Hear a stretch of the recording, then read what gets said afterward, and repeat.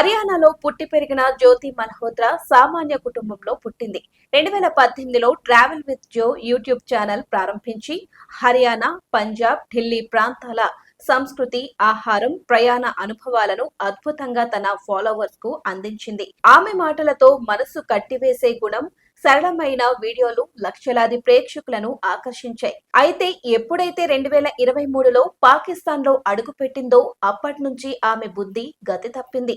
అక్కడ ISI agent Ehsan ur Rahim alias Danish తో పరిచయం పెంచుకుంది. అది కాస్త శారీరక సంబంధం దాకా వెళ్ళింది. వాడి మాయమాటల్లో పడి దేశ ద్రోహానికి ఒడిగట్టింది.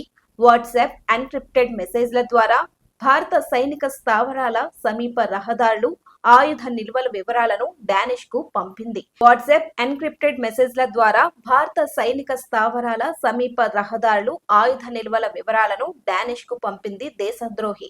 ప్రస్తుతం 5 రోజుల పోలీస్ కస్టడీలో ఉంది జ్యోతి మల్హోత్రా. ఆమెకు చెందిన యూట్యూబ్, ఇన్స్టాగ్రామ్ వీడియోలను పోలీసులు క్షుణ్ణంగా పరిశీలిస్తున్నారు. ఓ వీడియోలో ఢిల్లీలోని పాక్ ఎంబసీలో డానిష్ ఇచ్చిన ఇఫ్తార్ విందులో జ్యోతి మల్హోత్రా పాల్గొన్నట్టు ఉంది.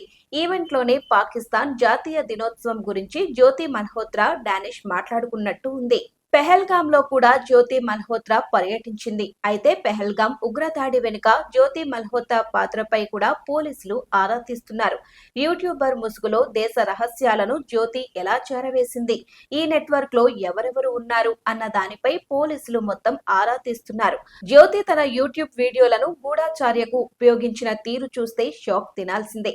అంత పగడ్బందీగా మన దేశ రహస్యాలను శత్రువులకు అందించింది. సైనిక స్థావరాల దగ్గరి ప్రాంతాలను షూట్ చేసింది. లోకల్ వ్యక్తులకు ఆర్థికంగా లోపర్చుకుని ఫోటోలు, వీడియోలు సేకరించింది. ఈ వివరాలను కోడ్ భాషలో ఐసీఐకి చేరవేసేది. ఆమె వీడియోలలోని కొన్ని వివరాలు, స్థలాల పేర్లు, సైనిక స్థానాలను తెలియజేసేవిగా ఉన్నాయని దర్యాప్తులో తేలింది. 2024 చివరిలో హర్యానా, పంజాబ్ సరిహద్దు వెంబడి సైనిక కదలికల గురించి సమాచారాన్ని జ్యోతి ఐఎస్ కు పంపింది. ఇక్కడే జ్యోతి కదలికలపై మన నిఘా ఏజెన్సీలకు డౌట్ వచ్చింది. భారత ఇంటెలిజెన్స్ ఏజెన్సీలు ఆమె ఫోన్ సంభాషణలు, ఎన్క్రిప్టెడ్ సందేశాలను పసిగట్టాయి.